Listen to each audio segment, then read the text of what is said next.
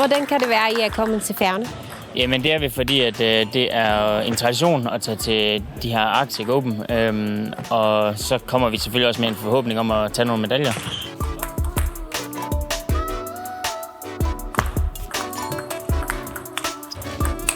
Jeg kan høre, at du er langt den bedste spiller på Grønland. Ja, måske ja. Hvor mange gange har du vundet det grønlandske mesterskab?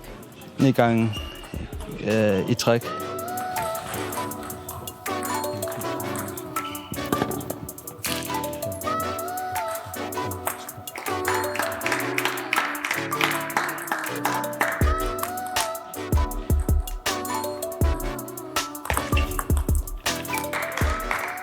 Altså han er god. Da han boede i Danmark, der spillede han også i den bedste række for herrer. Så han er god, men han savnede simpelthen Grønland for meget, så han var nødt til at flytte tilbage.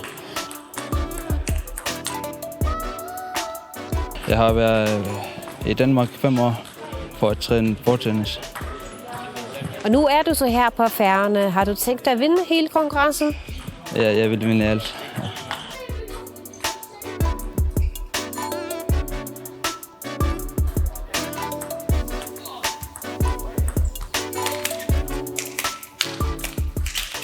Vi har en stor trup med i år. Vi har prøvet at tage lidt flere med, end vi plejer. For ligesom også at se, hvad de unge de kan. Så det bliver spændende at se.